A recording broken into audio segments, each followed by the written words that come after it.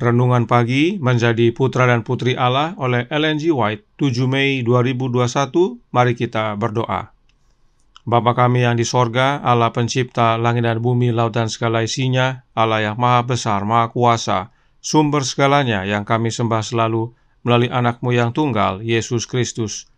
Terpujilah Yesus, anak Allah yang maha tinggi, yang adalah satu-satunya jalan dan kebenaran dan hidup bagi kami. Pada pagi hari ini kami bersyukur boleh bangun dan berbakti, dan sebagaimana membaca dan mendengarkan nasihat firman-Mu, kiranya ini menjadi pembaharuan bagi hidup kami. Beserta kami sepanjang perbaktian ini, kehendak-Mu yang jadi, ampun kami akan dosa dan salah, karena kami berdoa hanya dalam nama anak Allah yang tunggal, Yesus Kristus, yang adalah Tuhan dan Juru Selamat kami. Amin. Renungan hari ini akan dibacakan oleh Saudari Melisa Panggabean. Silahkan, Saudari Melisa. Renungan pagi, tanggal 7 Mei 2021, dengan judul Dalam Belajar Alkitab. Ayat intinya terdapat dalam Lukas 24 ayat 26 yang berbunyi, "Bukankah Mesias harus menderita semuanya itu untuk masuk ke dalam kemuliaannya?" Setelah Yusuf dan Maria mencari dia atau Kristus 3 hari lamanya, mereka mendapat dia di bait suci, duduk di tengah-tengah para doktor, baik untuk mendengar mereka maupun mengadakan pertanyaan-pertanyaan. Maka semua yang mendengar dia merasa heran akan pengertian dan jawabannya. Ia mengajukan pertanyaannya dengan sifat-sifat menarik yang memesonakan orang-orang alim itu. Ibunya tak dapat berbuat apa-apa selain mencamkan perkataannya. Rohnya penurutan yang sukarela kepada semua perintahnya. Tidaklah benar mengatakan seperti yang telah dikatakan oleh banyak penulis bahwa Kristus sama seperti semua anak-anak adanya. Ia tidak sama seperti semua anak-anak. Banyak anak-anak yang salah jalan dan salah urus. Tapi Yusuf dan teristimewa Maria selalu mengingat Bapa Ilahi anak mereka. Yesus diajar sesuai dengan sifat misinya yang suci.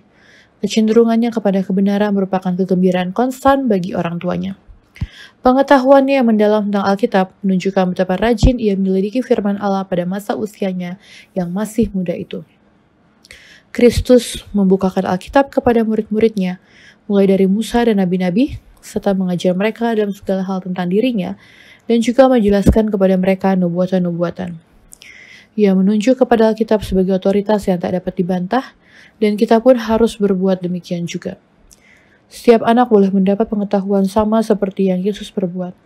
Ketika kita berusaha mengenal Bapa kita yang di surga oleh firman-Nya, malaikat-malaikat akan datang dekat, pikiran kita akan dikuatkan, tabiat kita ditinggikan dan dihaluskan. Seperti Kristus, haruslah kita dapat menghadapi musuh pada masa pencobaan dengan ada tertulis. Demikianlah bacaan renungan kita pada pagi hari ini. Saya bawa dalam nama Yesus. Tuhan Yesus memberkati. Terima kasih atas penata layanan Saudari Melisa. Tuhan Yesus memberkati. Selamat pagi, saudaraku dalam Tuhan. Roh Nubuat berkata dalam Kerinduan Segala Zaman, buku pertama, halaman 60 paragraf 1. Yesus tidak memperoleh pendidikan di sekolah rumah sembayang. Ibunya lah gurunya manusia yang pertama. Dari bibir ibunya dan surat gulungan nabi-nabi, ia mempelajari hal-hal semawi.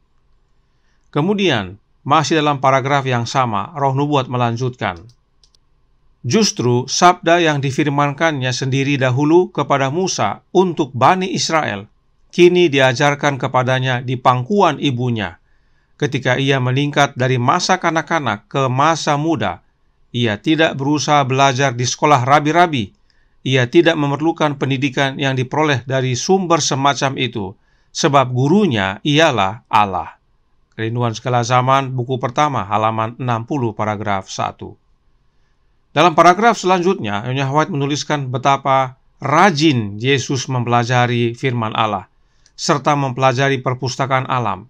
Itu sebabnya renungan hari ini berkata dalam Menjadi Putra dan Putri Allah, halaman 139, paragraf 7, yang berbunyi, "Seperti Kristus, haruslah kita dapat menghadapi musuh pada masa pencobaan dengan ada tertulis."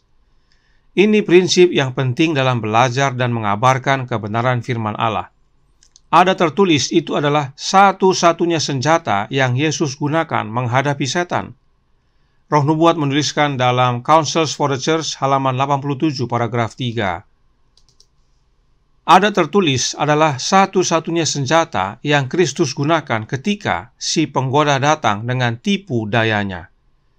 Di dalam Alkitab, saat Yesus menyatakan dan mengajarkan kebenaran, Dia selalu berkata ada tertulis atau mengutip perkataan firman Allah. Dan Roh Nubuat mengatakan bahwa inilah satu-satunya senjata yang Yesus gunakan melawan tipu daya setan. Jika disebut satu-satunya, artinya hanya ini dan tidak ada yang lain. Yesus tidak pernah berkata ada konsep saat Dia mengajarkan atau menyatakan kebenaran. Inilah teladan Yesus bagi kita. Kita harus rajin belajar firman Allah, tahu apa yang tertulis di dalam Alkitab, sehingga kita dapat menghadapi tipu daya setan. Kemudian, dalam Christian Service halaman 144 paragraf 2, Roh Nubuat melanjutkan. Suatu pekerjaan besar dapat dilakukan dengan menyajikan Alkitab kepada orang-orang sebagaimana itu dibaca. Artinya, baca yang tertulis dan terima sebagaimana kebenaran itu dituliskan. Itu sebabnya Yesus berkata, ada tertulis, sebab yang tertulislah yang dapat dibaca. Karenanya Roh Nubuat menasihatkan yang berikut ini dalam Kemenangan Akhir halaman 630 paragraf 2.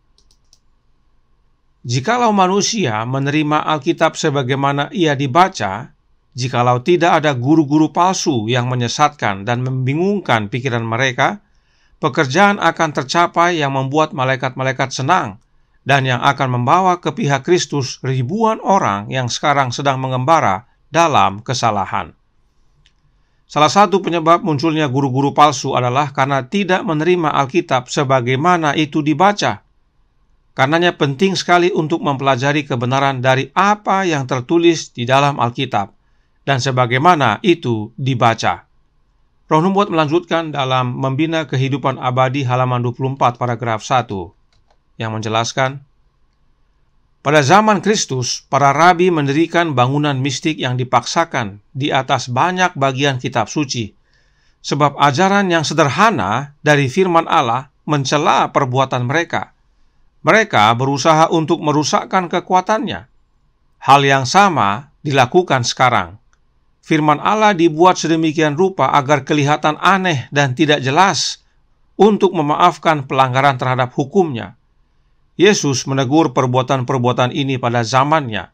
Ia mengajarkan bahwa firman Allah harus dipahami semua orang.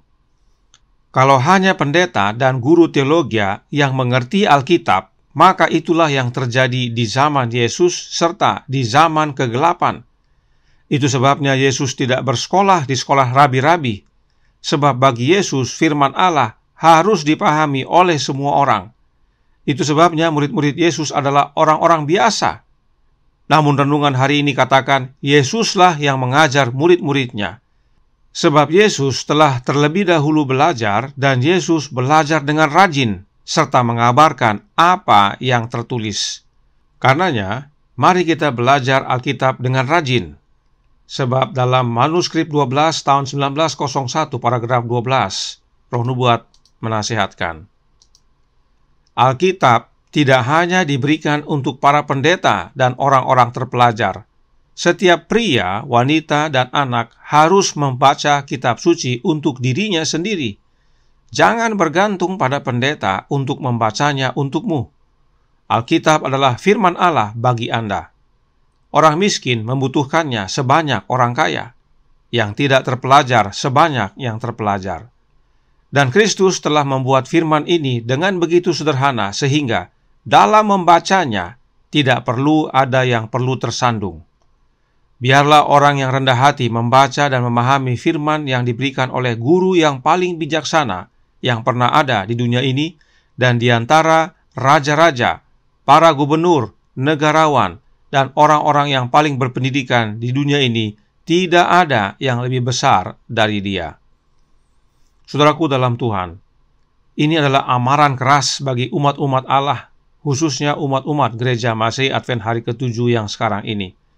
Karena banyak yang mengandalkan pendeta dan ahli-ahli teologi untuk membacakan Alkitab bagi mereka. Mereka sudah tidak percaya lagi dengan apa yang tertulis dalam Alkitab, dan mereka lebih percaya apa yang para pendeta dan guru teologi ajarkan.